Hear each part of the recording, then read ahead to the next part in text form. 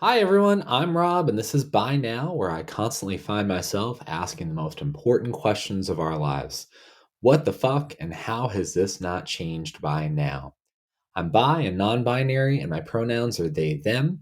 They're the boxes I check, but they fall incredibly short of how I experience the world. This is a space I'm using to further free myself from the binaries of life, to better understand why they exist in the first place, and to connect with others looking to do the same.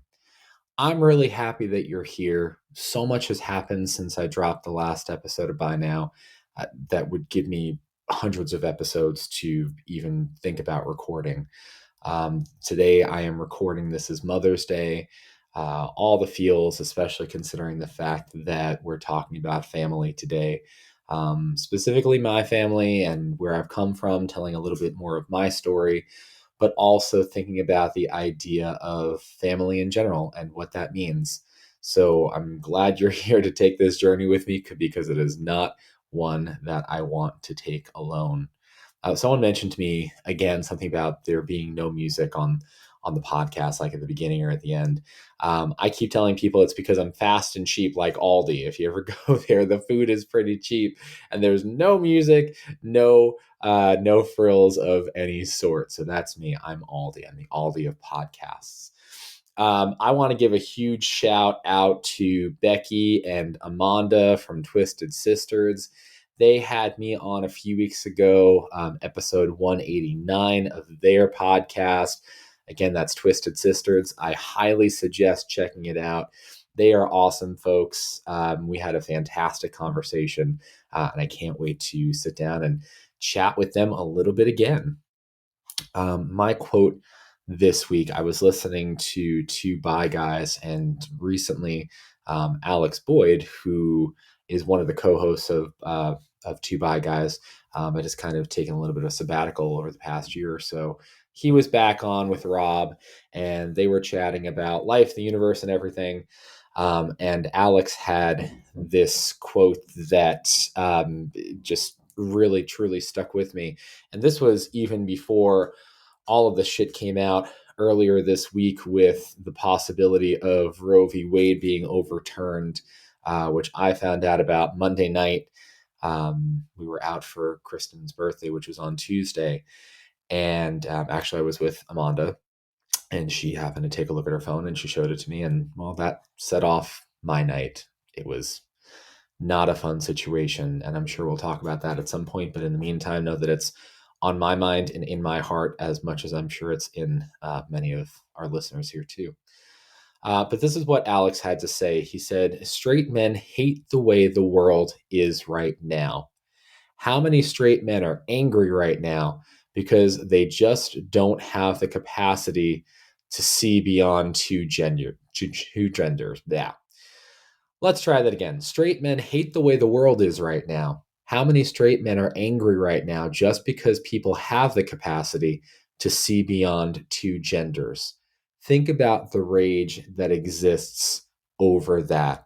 And of course, Alex is referring to everything going on with legislation against trans folks and trans kids in sports, and funding, and going back to all the bathroom bills that were out there before COVID hit.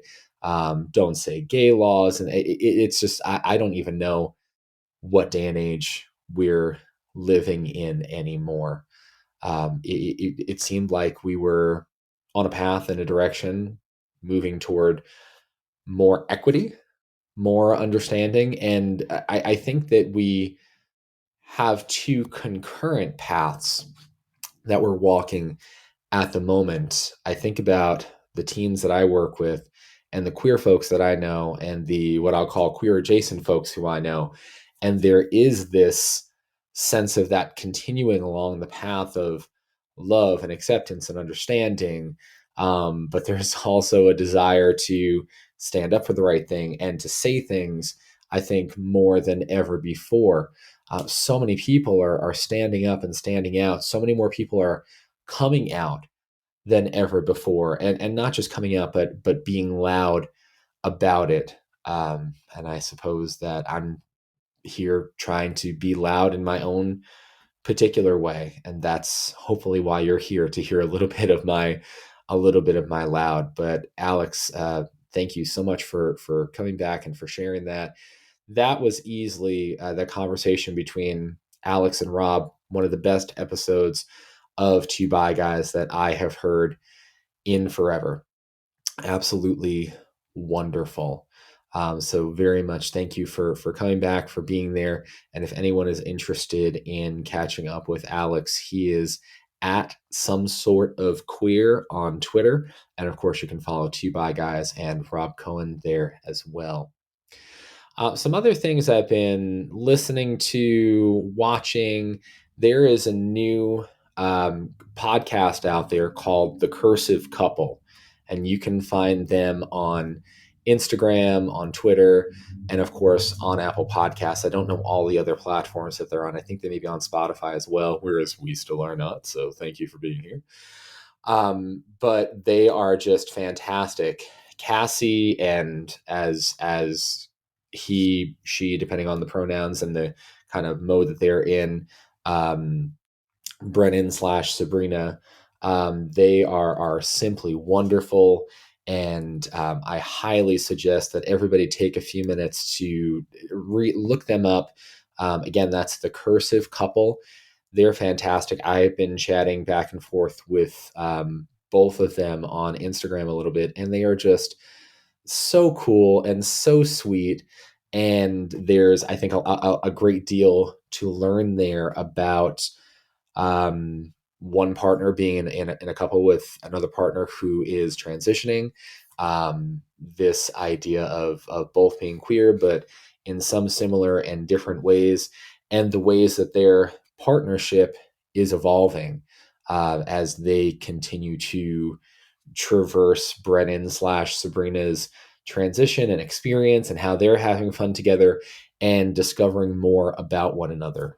As of the taping of this episode of By Now, they have 2 episodes out.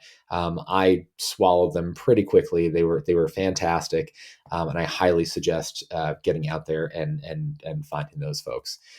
So Cassie and Brennan slash Sabrina, if you are listening to this, thank you so much for taking the time to chat with me when you did. And I'm looking forward to what else you have to share with the rest of us. So thank you so much. What am I watching? Well, as I sip my tea, what am I watching, folks? Heartstopper. Who isn't watching Heartstopper? This is this is the and don't get me wrong, the show alludes to bullying quite a bit in different ways, and there are assholes on the show, don't get me wrong, but when I look at this generally healthy queer teen experience, it, oh my gosh, it warms my heart. It absolutely warms my heart. And the groups of friends that are here to support one another, even though they have, regular challenges, whether it's about coming out of relationships with other people, or the challenges they face in the different groups they're in outside of that friend group, and what happens when one person in the friend group falls in love with someone else in the friend group. It's there's a lot going on here, and it is based on a series of books. I'm pretty sure it's by the same name. It's not comic books. Gosh, what is the graphic novels? Based on the graphic novels of the same name. I haven't picked any of those up yet, although this is the kind of show, there are only 8 episodes, and I feel like I want more. I don't want to wait until Netflix puts more out. So I may have to take a look at that at some point. But what's, I think, maybe going into a little bit of a transition to today's topic, I didn't really see myself past 30 or so. And when I say I didn't see myself past 30, it's not that I didn't see myself living past 30 per se. Excuse me, there I go with the audit again. It's that I couldn't imagine, like, what would that life look like? What would that life look like past 30? And the fact is, I didn't know. I didn't know. I knew I think in my heart of hearts that I wasn't going to grow up working in Manhattan like my dad did or looking like my dad. When it came to my mom, she had a lot going on, and it wasn't an example that I wanted to emulate in certain ways. And again, we'll talk about that today. But I didn't know what that would look like. I didn't have a role model. I mean, I had my teachers, and that's why I think I always wanted to go into education, but I didn't really know what that would look like. And I see these kids on the show, these teens, and I can't help but think that if I had had the kind of experience that they seem to be having on that show, that maybe I would have had a bit of a better idea. Charlie, who is, I think, arguably the main character, he at a one point, well, a bunch of different points, I should say, connects with one of his teachers. And his teacher is queer, and there's that, I think, example for him and that openness. And I would still be interested to find out a bit more about Charlie's story and, oh, excuse me, how he came out and the connections that he made and the coping mechanisms that he had and who was around him to help make that a bit of, I don't want to say an easier experience because I'm sure it wasn't easy, but maybe something that was a bit more accessible, let's say. Somebody who could have been a resource and a support to him. And also how his family was and how they reacted. But I also kind of like that this isn't really Charlie's coming out story, but the person who he winds up connecting with, who winds up, spoiler alert, if you have not watched it, you can skip ahead 15 seconds if you want. Spoiler alert, winds up settling on a bi identity, um, feeling a strong pull to that as describing who he is. So, Charlie also says in one of the first episodes about, I think his line is, well, but bi people do exist. And I'm like, yes, yes, we do. Thank you. Thank you. So doing a little bit there to fight bi erasure, and that definitely made my heart happy. I don't know why I keep yawning in these episodes. I tend to have a lot of time where I do a lot of talking very quickly, and I guess I'm not breathing the way that I should. Just a lot to say and a lot to get out. My gender moments over the past few weeks. I had this moment, and I could probably do an entire episode on this and probably will at some point, where I was sitting with Kristen on the couch on our porch. It was one of those rare days, apparently, this season where we were able to sit out on the porch, although we're having another one of those opportunities today, thank goodness. And one of the followers of the podcast who I've been going back and forth with on Twitter, excuse me, they asked me what I thought about gender before coming out as non-binary and then after coming out as non-binary. And I had been going back and forth with him for a little bit, and that stopped our conversation in its tracks.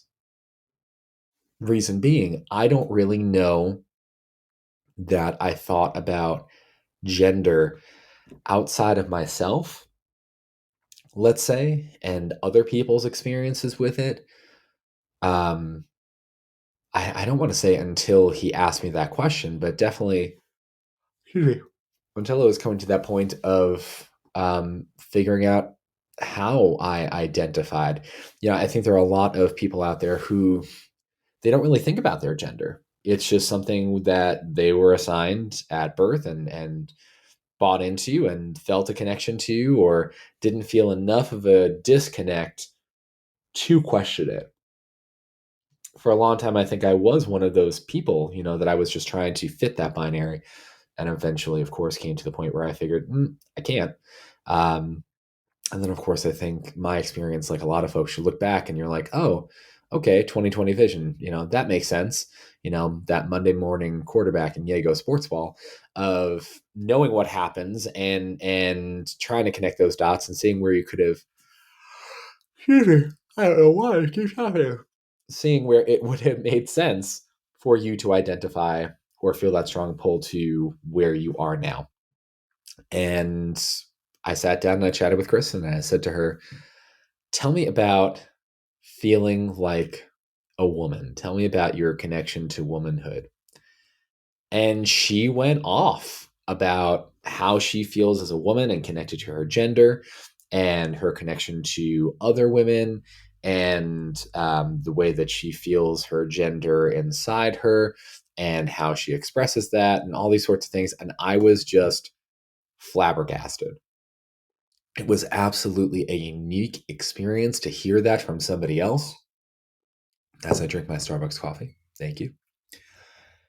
And I sat there just staring at her. I was absolutely stunned, absolutely stunned. And she finished talking and she looked at me and she said something to the effect of, "You don't feel any of that at all, do you?" And I said, "No, not in the least." Absolutely fascinated by what she had to say and how quickly she was able to say it.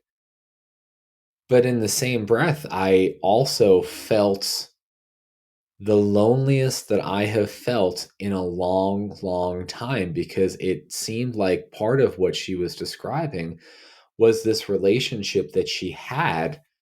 It was almost like this universal connection with other women. And it blew my mind. It absolutely blew my mind as I was sitting there staring at her. It blew my mind. So then I was able to kind of get my words and my thoughts together and respond to that person on Twitter. And of course, the conversation continued. It was awesome. But there's so much I learned from all of you about the questions I suppose that I should be asking that I just really haven't thought to, because thinking outside of yourself can be hard. And I truly appreciate everything that you have all done to keep that conversation going. So thank you for that. I can't tell you how much that means to me. Thinking about family racks my brain quite a bit, especially on a day like today, Mother's Day. And speaking of racking brains, it is Mental Health Awareness Month. As a reminder for myself and for all of you, mental health is health. I go to therapy once a week with my therapist, Jessica.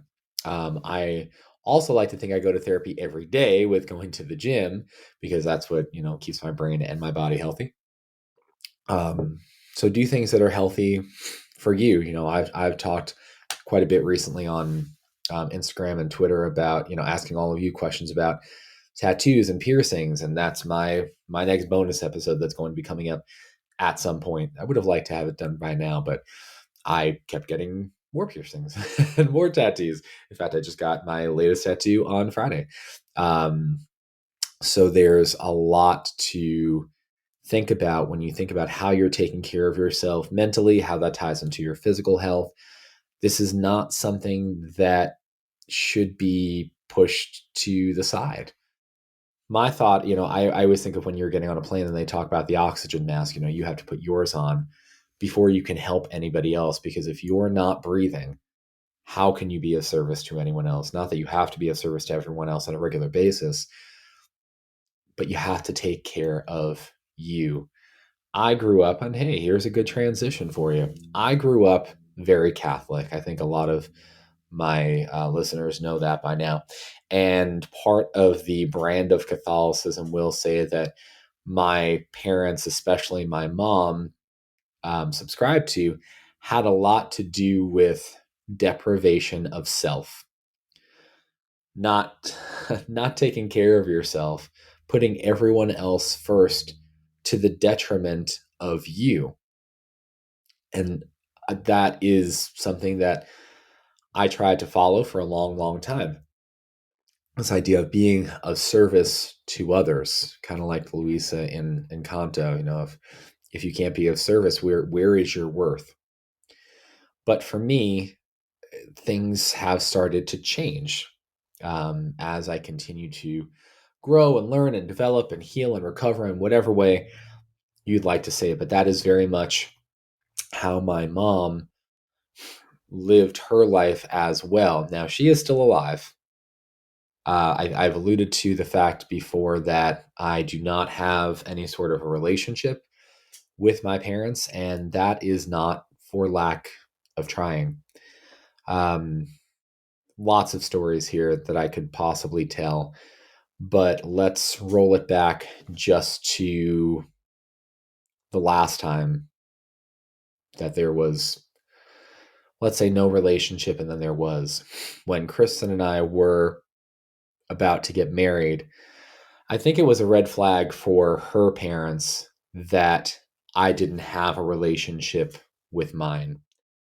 There hadn't been a lot of discussion at that point openly about how I had been treated by my parents as a kid, as a teenager. I think they had known about my dad being arrested and going to jail, which I don't think I've talked about here before. He went to jail for extortion back in, God, what was that, 2003? And it set off a panic, of course, in my mom's life. And with my dad in jail, I think there was a great deal of embarrassment and disconnect and not knowing what to do. She sold our house. We moved in with a friend, lived in their basement for a while. And this was all while I was still in high school. My brother was still in high school. I was working as well. I was working at the pizzeria, and my brother wasn't. He had worked at the same pizzeria that I worked at, wound up getting fired, and was spending a lot of time with my mom. So I would be at school, I'd go to work, I'd come home, and the two of them became the closest of, I don't know if you would say friends, people, whatever. But then it much became a them versus me type of situation. I came home to the place where we were living shortly after graduating high school that year, and all of my mom's and my brother's stuff was gone. Everything was gone. We were living in the basement, kind of like, there was a full kitchen, and I was like sleeping in a corner, and I think there was a pull-out bed that my mom was sleeping on, but they were gone. And my brother happened to come back and see me down there, and he said to me, I will never forget. He said, "Mommy and me are moving to Pennsylvania, and she doesn't want you with us." Okay. Okay. Well, here I am, 18, just having graduated one of the best STEM high schools in New York City, with applications out there for college. The hope was that I was going to St. John's University. I had gotten a partial scholarship there. No idea how I was going to pay for the rest of it because my dad was in jail and my mom was not involved in the college selection process. And now I was being left. And the person we were staying with, she came down to the basement shortly after that and said, "What's going on? Where is everything?" Very quickly, I wound up moving in with a family friend, despite the fact that, and this, folks, this is how my brain works, and I only processed this years later. My grandparents lived on Staten Island, a few minutes away. They still lived in the house in which they raised six kids. Six kids, had a bunch of bedrooms empty. Never invited me to come live with them. Knew the situation. Never invited me to come live with them. I had aunts and uncles in very similar area. Never invited me to come live with them. Never offered any sort of financial assistance. And I didn't process this until later. I think I had gotten to the point before my brother and my mom left, whether it was my dad going to jail or whatever it was, where I was already standing on my own in as much of a way as any 17 to 18-year-old could stand on their own. I didn't think to ask for help from them because I don't know. I don't know. They hadn't offered it, I suppose. But why wouldn't they? Knowing what I had been through, knowing what my family had been through, why wouldn't they have offered to help? Why did I have to move in with strangers and pay rent and um, not go to college? I don't know. I don't know.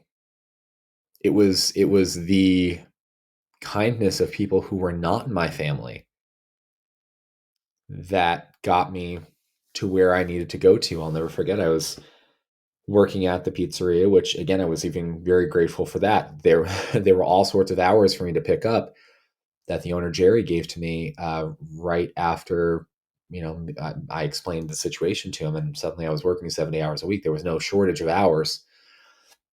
But one of my former high school teachers had come into the classroom, to the pizzeria, and had let me know that my old high school was looking for a school aide and that maybe this would be a good opportunity for me. So I applied, I went through the process, and I wound up getting it. In the meantime, I also wound up starting my own tutoring business, and I was doing that quite lucratively. And between that and working at the high school, that allowed me to leave working at the pizzeria, which I liked working there, but it was the kind of thing where I knew I needed that upward mobility that I wasn't going to get there. And in working at the high school, I was able to reconnect with my old guidance counselors, and they were able to help me to get into the local college. I mean, I was able to get in. That wasn't a problem. My grades were fantastic. School has kind of always been my thing, but I didn't have money, so they helped me file financial aid paperwork and exceptions made for the situation with my parents and being estranged from them, um, and kind of went from there. And it was when I decided that I wanted to have a bit of a different, bit of a fuller college experience that I reached back out to my parents, knowing that I was doing so to use them as a vehicle to be able to take out student loans. That may sound absolutely terrible, but looking back, I think that's what it was. I missed my family. I missed having that connection, I suppose, or the idea of that connection that I sought, but I also needed their help. And after giving signatures for student loans, I was beholden to them. And I'm not going to look back and say that it was a mistake because I don't think that it was. But I think I had always had that hope of reconciliation in a healthy way, and it didn't happen. So fast forward to the end of my college career. My parents showed up on graduation day with a U-Haul.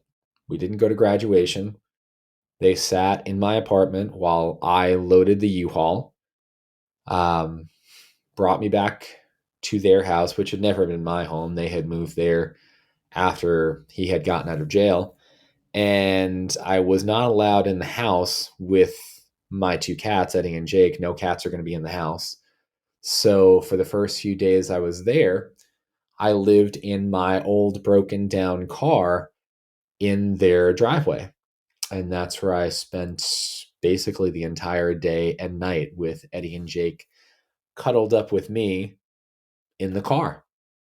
And I guess it was, my mom kept saying to me, come in the house, come in the house. I'm not leaving my kittens. They were still kittens at the time, and eventually she let me bring them into the house and put them in the bathroom downstairs. And in the meantime, I was mourning the loss of my home in Scranton at the college. It was very unceremonious departure. Let's put it that way. Very unceremonious departure. And I didn't get the job that I thought I would get. I had gotten into the Master's of Counseling program when I was there. And because I didn't get the job that I needed to have to go through that program, I wound up not going through it. So, um, gosh, I'm trying to even think where it wound up from there and where things ended that time. I don't remember. But going back to what I was saying earlier, Kristen's parents saw it as a red flag that I didn't have a relationship with my parents. So I wanted to prove myself to them, and I wanted to show them that I could do the right thing, or what they perceived as the right thing. So I reached out to my family again, and after all those years, um, things were okay. Things were okay when we first started up again. Awkward, but okay. To the point where my parents even came out to Ohio to visit, and they came out with my niece, and we had a great time. We had a great time. Kristen and I had just decided on a wedding venue, and I remember bringing my parents there and my mom just looking around at the reception hall, and she looked at me and she said, "Is this what you want?" Almost like she had this sense of disgust. And I said, I really don't care. I'm marrying Kristen. I said, it's great, but I'm more focused on the fact that I'm marrying her. That's why I'm here. And before she left, she sabotaged the relationship. Um, all these sorts of terrible text messages, and I don't know if it was jealousy, envy, whatever it was. She and my dad, years and years ago, they had gotten married when they were on their lunch break. They went to the courthouse and got married, and then went back to work. And that was kind of how they approached their marriage for a long time, as well, as it seemed to be sliding into a ravine, just little by little, or a lot by a lot over the years. Growing up, there was a lot of physicality in my house. My dad's weapon of choice was either his hands or his belt, and my mom's weapon of choice was a metal slotted spoon. Which, thinking about it and how terrible it was, like, we would then use that spoon to make pasta and macaroni and cheese, and it was also what she used to hurt us, to hurt me. My brother was always, I guess, to use a stereotypical word, the favorite. It is very interesting. Like, he had a lot of challenges with school, and I don't know if he had undiagnosed ADHD or something, but he always had challenges with school.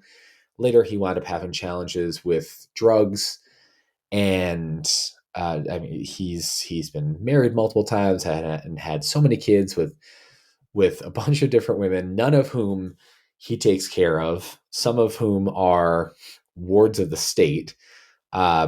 One of whom, my oldest, or his oldest, my niece, lives with my parents.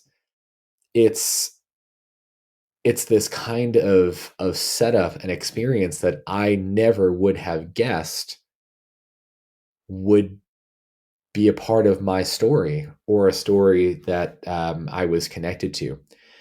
And for me, I was different, I guess. What I take away from my parents is their work ethic. They both have incredible work ethics, doing the job until the job is done, following through, being honest, um, filling responsibilities, being of service. And there's so much of how they live their lives, and that sense of work ethic and determination and those sorts of things that just do not seem compatible. And I'm the type of person where I and maybe not appropriately so, but I constantly see life as this equation to be balanced. And I want things to be logical and to make sense, and I know they don't always. But God, I look at my mom, and I'm not a diagnostician or a doctor, but from everything I know, it seems like she has some sort of undiagnosed mental illness.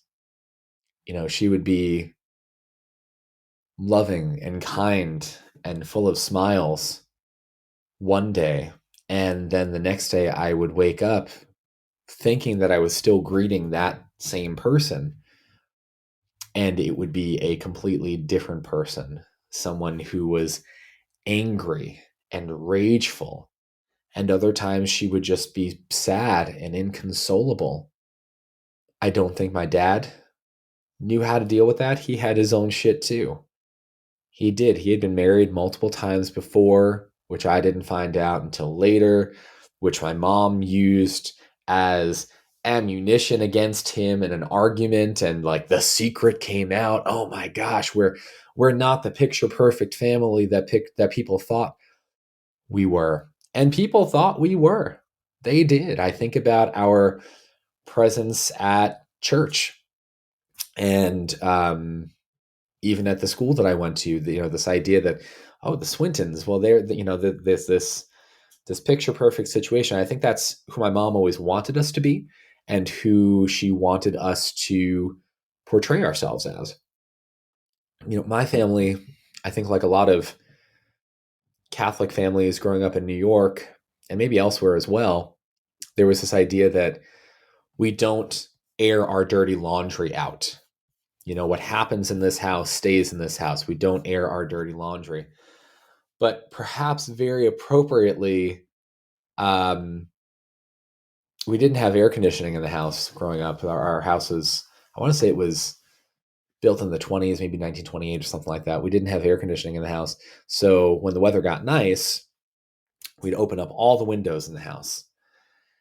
And there would be arguing and fighting and yelling and hitting. And we don't air out our dirty laundry. Yet the entire neighborhood could hear it because the windows were open. What I'm doing right now, right here, recording this episode, this is high treason. This is shit that we don't talk about.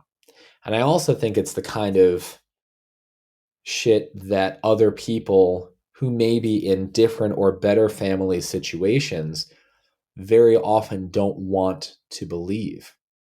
It was only recently that Kristen said to me that she fully or more fully understood what I went through as a kid. And it wasn't even just as a kid.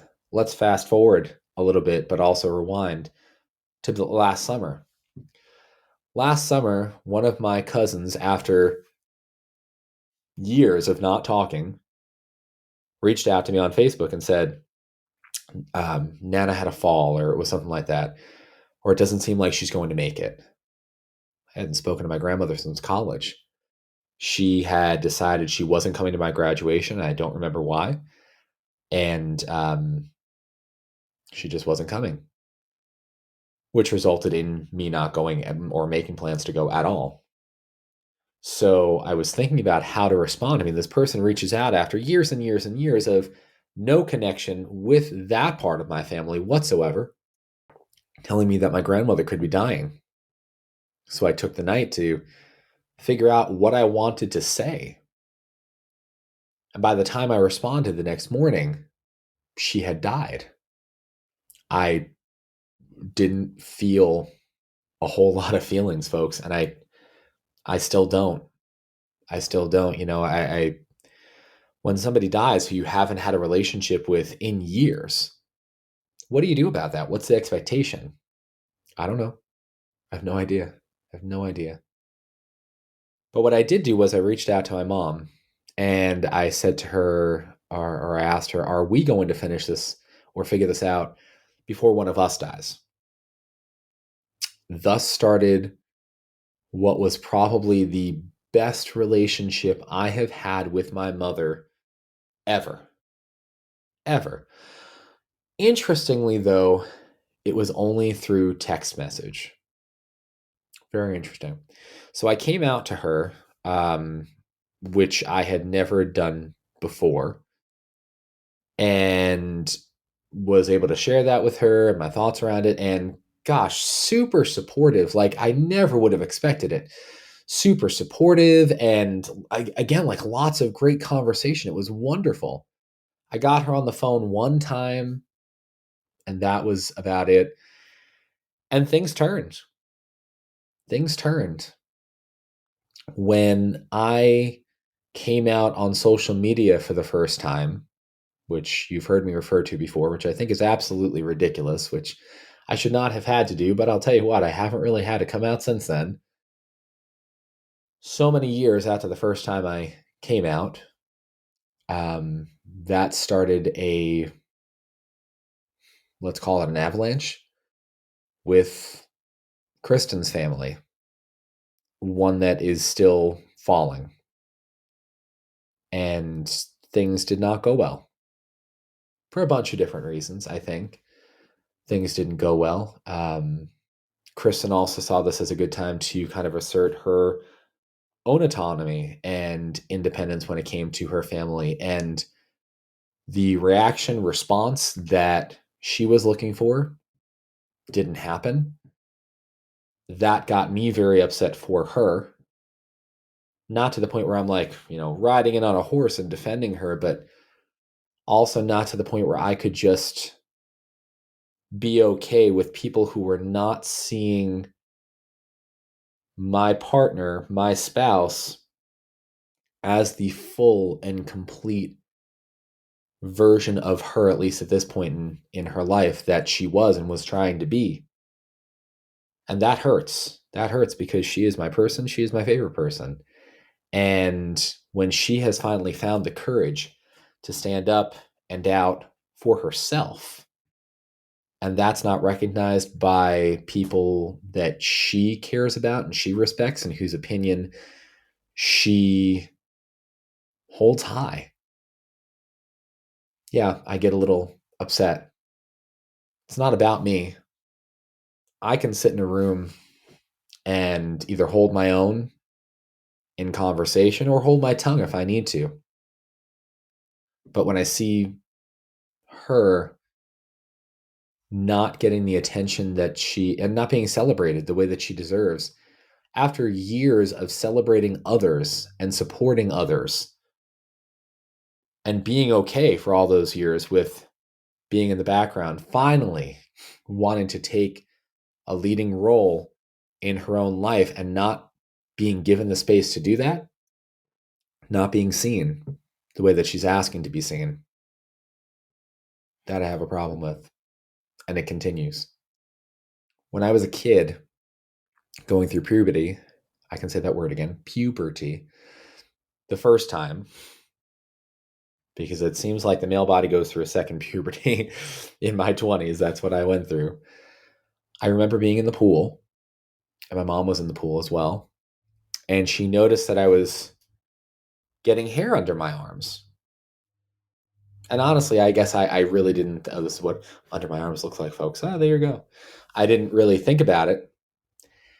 And she saw it and she made fun of me. I forget what she called me. There was a name she called, but she made fun of me. This is how she, I think, dealt with situations that made her uncomfortable. A lot of teasing. And I think that's how she had been treated in her family as well. A lot of teasing. And I remember, I don't know if it was that day, that night, or very shortly after, I found a razor in the house and I shaved off every bit of body hair that I could. My arms, my legs, my hair I kept, my eyebrows I kept, the hair on my fingers, everywhere. Everywhere that wasn't my head. And obviously I didn't know how to do this. So there was a lot of blood. There was a lot of blood. And I remember, because before I'd go to bed each night, I'd go in and I would, tell my parents good night. And I remember going into their room, they, with the glow of the CRT TV there, not really sure what they were watching, but hoping that they wouldn't see how bloodied I was. And I don't think they did. And I don't know exactly why I did that. Maybe I didn't want to be made fun of. I don't know. But it was definitely a reaction to that. And it's something that has stuck with me after all these years. My parents didn't come from easy family situations either. My mom, she told me stories about how, my grandmother would hold her hair and, brush it out and how it would hurt, and how she was, seen as an inconvenience because my mom was bigger growing up and she had to shop in the Husky Girl section and that cost more money. And my grandmother didn't like that. But rolling back a little bit, once my mom saw that I was having a reaction to how Kristen was reacting to her parents not hearing her. She got angry and upset with me. Why does it matter? Why are you saying anything? You shouldn't say anything. You shouldn't have a reaction to them, not giving them the time of the day. And she sent me text messages full of such hate and homophobia that I still have not been able to bring myself to read. Um, and of course, that cut off my relationship with her, my relationship with my niece. And she has been little by little harassing me ever since, making phone calls, leaving voicemails, and I've blocked her in every way that I can, but the voicemails still keep coming through. And it's just sad, and it's scary, and it's depressing. And I don't truly think that the people who I want to know these things have heard me when I say these things. And folks, for any of you with family out there, either in positive or negative ways, I'm sure you can understand how a family's influence can help you to become the person you are now. One of my friends a few months ago, she said, we're this generation of people who has to not only parent children if we have them, but then reparent ourselves as well. And gosh, that's true. Gosh, that is true. One last thing that I think I want to chat about a little bit here. I think my mom thinks that my dad is gay. And the reason that I think that is she told me, your dad is gay. I'm like, okay, all right. This sounded like a them thing and not something for me to deal with. And there are plenty of people who realize they are something other than straight after they've been in a marriage, or in his case, at least 3. And I really don't care or want to know about their life in that particular way. Of course, it did give me pause to think about, maybe the genetics of that, or looking back and trying to connect dots. But I can't help but wonder, and maybe this is me connecting dots that are not there to be connected, with my dad treating me physically the way that he did. I wonder if he saw part of him, if he is anything but straight, if he saw part of himself in me and was just trying to beat the shit out of me, or beat the queer out of me, beat the whatever out of me that he saw as a reflection of himself. There was this one time as a kid where I was in my room doing, I don't know, nothing, watching TV, reading a book or something. And I heard my brother start to cry from his room down the hall, like 3 feet away. My dad bounds up the stairs, comes into my room, and beats the shit out of me. I'm on the ground in the corner. And then he runs to my brother's room. What did he do to you? And my brother says to him, nothing. He didn't do anything. I lost at my game, the video game he was playing. My dad came back into my room and he started to apologize. I think he started to cry. I don't remember that correctly, but I feel like he started to cry, but he started to apologize. And I looked up at him. I remember looking up at him while on the ground. And I said, you're not sorry. You're not sorry. You wouldn't have done this. You're not sorry. Gets mad at me, starts yelling at me, and then walks out of the room. Folks, and anyone in my life who's listening to this, who maybe didn't have an understanding of this before, this was not an uncommon occurrence. This was a regular basis. This was my life. I lived in fear of my father coming home. I lived in fear of my mother being there, and in complete confusion, especially with my mother, of who the person was that I was going to encounter that particular day. High school was the best time of my life because I found my group of weirdos, and they were wonderful, and I felt like I didn't have to be anything but me. My chosen family. That was my first chosen family. I chose them and they chose me, and that chosen family has changed over the years, whether it was relationships that I was in or friends that I found. And now so much of my chosen family is around the country, or they're closer, but also dealing with their own shit. And I like to think that I would be there for any of them tomorrow if they gave me a call, because I have a strong confidence that they would be there for me. And then being a part of my wife's family, the challenge there is it seems to be a conditional situation. As long as Kristen is happy, that's been said to me, and it's been put in text messages. As long as Kristen is happy. Listen, I understand the fact that my connection to that particular family may rely on my connection to Kristen, but in the same breath, I like autonomy. I'd like to be seen for who I am. I would like to think that the people in my life have a connection with me because of me. Or at least we've grown beyond the idea that the connection is because of another person, and I can be seen for who I am and understood. And fuck, we all deserve to be celebrated in our own particular ways. You've heard me say before, we grow up with all these shows, telling us and encouraging us to be our true selves, be who you are.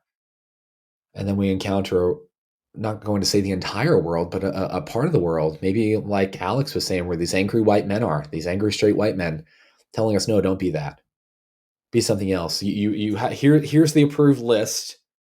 Be one of these, and not multiple of these. Just be one of these. Just one. Just one. Family is the final frontier, folks. This is what I have figured out. Family is the final frontier. I take that from Glennon Doyle, in We Can Do Hard Things. That family is this final frontier. Even in my own life, even in my own relationship, my own relationship with my wife, I constantly wonder, and we've had conversations about this, is who I am and what I say and what I do, is it too much? I don't think it's enough. I don't think it's enough. I think when you look this past week at the Supreme Court draft opinion coming out about Roe v. Wade, there being veiled, I don't want to say veiled threats, but definitely language that speaks to the idea that LGBTQ plus rights could be on the chopping block next. And what's after that? Interracial marriage? All of these things. I mean, you're looking at the beginning of the fucking Handmaid's Tale.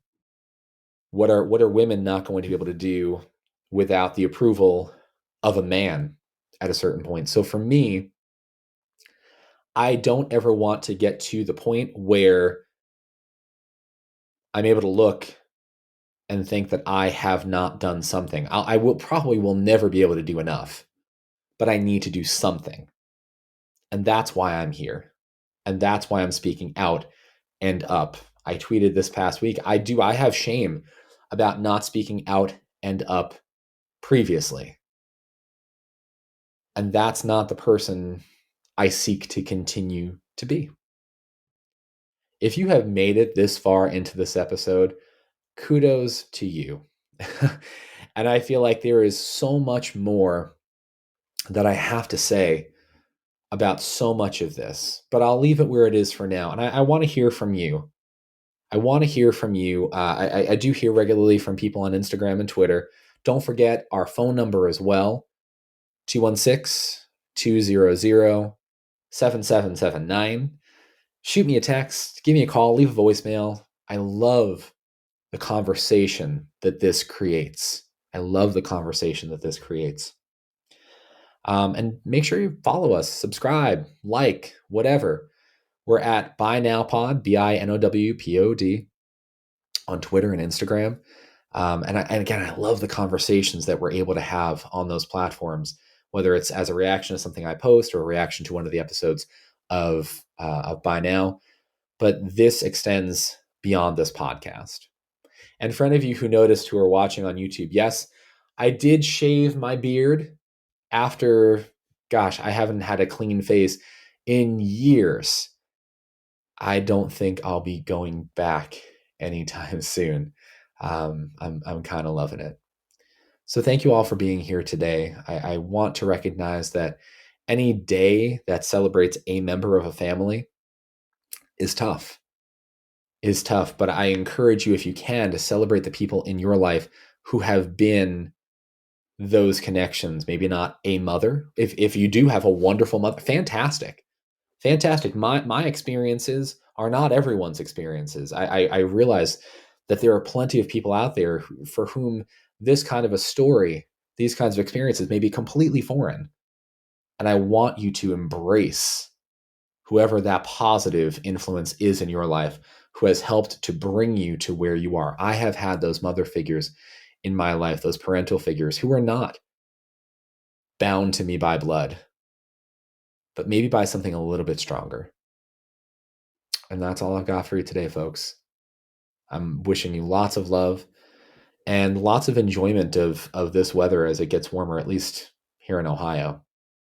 I'm thinking about you, and I can't wait to start talking with you again. Bye now.